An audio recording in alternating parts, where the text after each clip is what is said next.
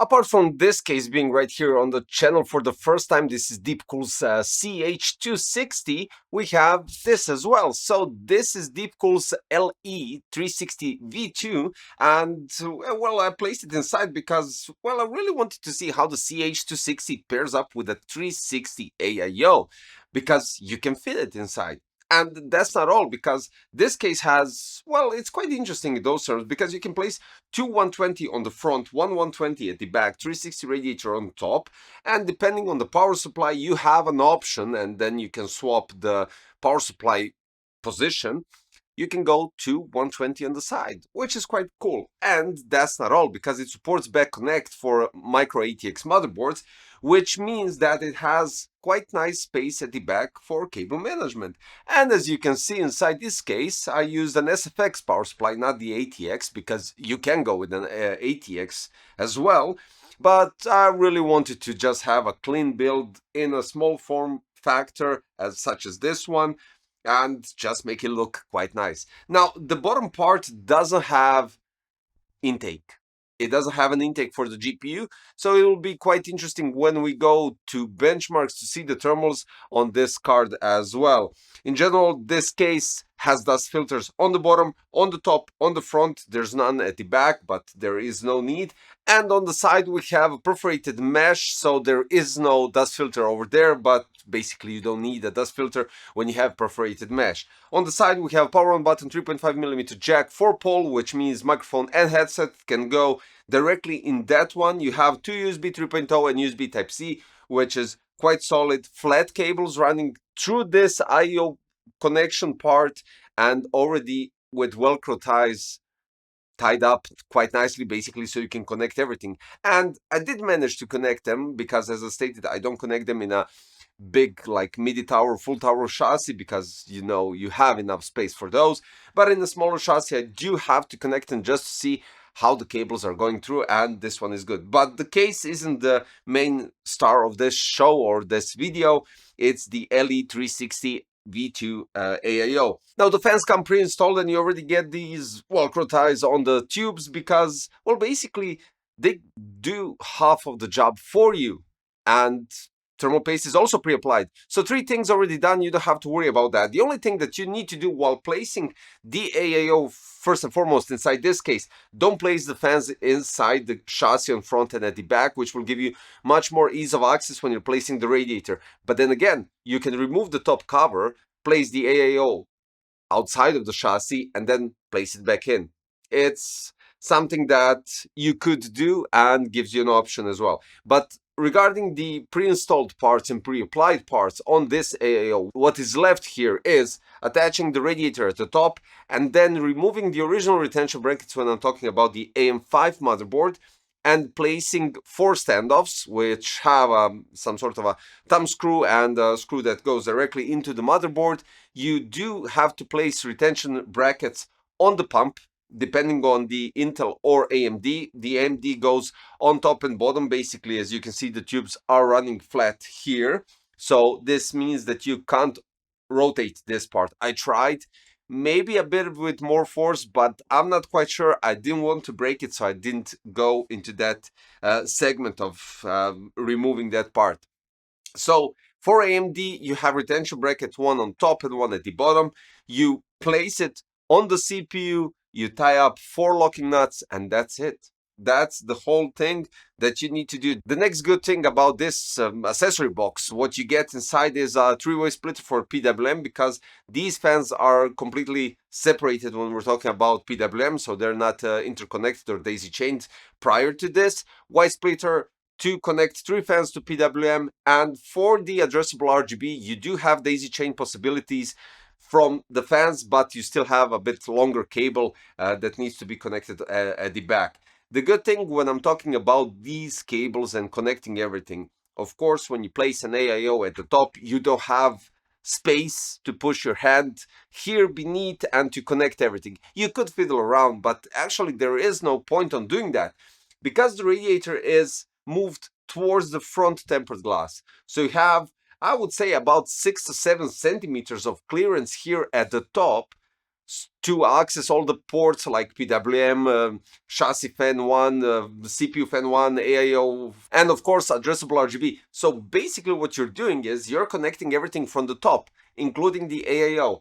The cable for the power supply for the chassis and everything all together is here at the back, stretched to the front. So you could use that cable to hold these cables from the fans and from the addressable RGB and PWM to it, so it doesn't fall and makes it kind of nicer. This is a bit of a cable management trick. You always have to find somewhere to either put the cables to hang so they don't fall off, or just tie them up at something that isn't movable.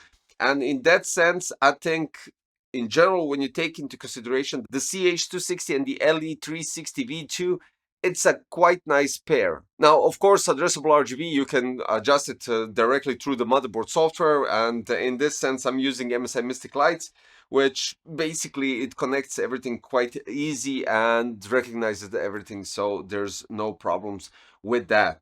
The design here, we have diffused LED on the cover, and we have a bit like ring on the side with the Deepcool logo right in the middle. Talking about some specifications, we're having support up to Intel LGA 1851 and AMD AM5 and AM4. We have radiator dimensions 402, 120, 27, which is made out of aluminum. Then we have tube length 410. Pump dimensions are 91, 78, 65. And the pump speed goes from 2500 to 3400 RPMs. Pump connector is 4-pin PWM. And then we go with fan dimensions 120, 120, 25. Fan speed is from 500 to 2100 with fan airflow 75.89 CFM. Air pressure is 2.53 millimeters H2O, and the fan noise is less than 31.6 decibels. In general, when we go with radiator and their cooling system, we have anti-leak technology, which you already heard actually from the past AIOs that they usually have.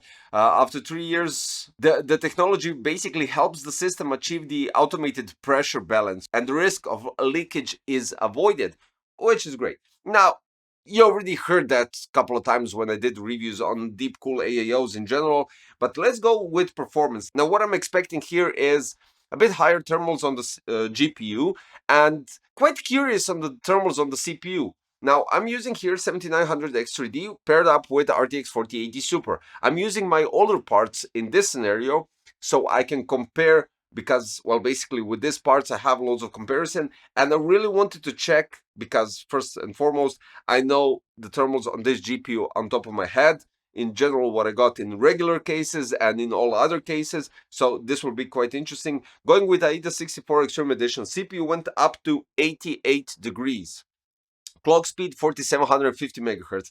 And I'll be honest with you, with this clock speed and with these thermals in AIDA, I didn't expect much in Cinebench, and I got fooled again. But GPU 70 degrees, and I would say this is quite good. There is only one intake fan that is directed towards the GPU, and that is the lower one on front. No intake from the bottom.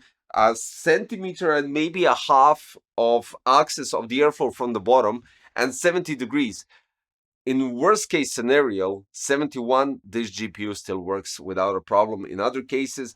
And it was somewhere, touching 69, going to 70 majority of the time. So I wouldn't say that's even drastical. I think that's quite solid, because in a full midi-tower chassis with nice ventilation and everything, it goes from 66 to 67. So I would say this is quite solid. Of course, depending on the GPU and the passive heatsink and everything altogether regarding that, you do have to take that into consideration. If it's a bad GPU in terms of cooling, in terms of the passive heatsink and the configuration of the fans, you'll get higher temperature, but it all depends on that specific GPU.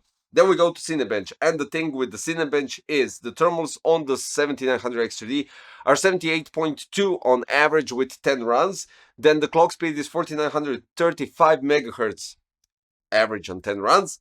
And the score, which did surprise me, is 26,607. And that is quite impressive. I do have to admit, I didn't expect it from this type of chassis. But let's recap a bit. We have two 120 as an intake. They are quite enough to create an airflow for the radiator here at the top.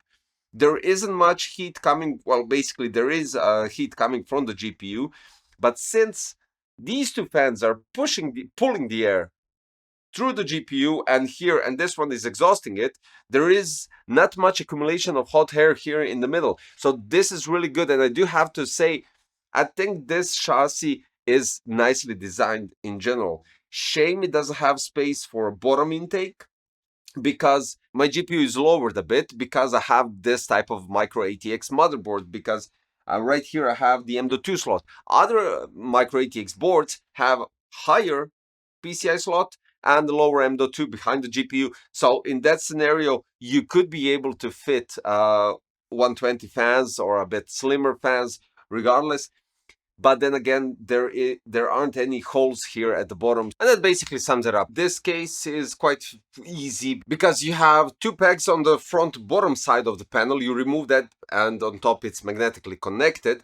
You have two screws for the side panel tempered glass, two screws for the side steel plate. You have three screws for this one. You need to remove it eventually to place the GPU, and I think I had one more thing. I think it was for the front fans, but I can't recall precisely. And you have four screws for the top panel. It is a bit much because, for instance, the top panel could be on pegs. It doesn't hold literally anything except maybe the chassis construction. But the side panels, okay, I understand the tempered glass and the side steel plate. Okay, two screws, that's quite all right. But in general, it could be pegs on top and just these four screws all together. And when we're talking about the AIO, outstanding performance. I wasn't expecting this in such small case, and let's be honest, the front fans are creating quite nice intake. This is creating a nice exhaust, and of course the radiator for itself, you know what it does. So in general, it's a great combination. I didn't expect, honestly, to have great results on the CPU. GPU is 3 to 4 degrees higher than your standard MIDI case. But then again, it's not drastical in terms that it will heat up to 75 or 80 degrees, specifically talking about the Gaming X Slim RTX 4080 Super. So yeah, there's that for today. We had CH260, this is their chassis, you have it in black and white, and of course the LE360 V2, which is a quite solid cooler for a solid price, I do have to admit. Big thumbs up to Deepcool and the PC Crazy approval badge for the LE360 V2. And that'll be all for today, guys. If you have some questions, thoughts, or ideas, don't forget to leave a comment below. And finally, don't forget to subscribe, hit the like button, click the notification bell for future content coming quite shortly. Thanks, bye bye.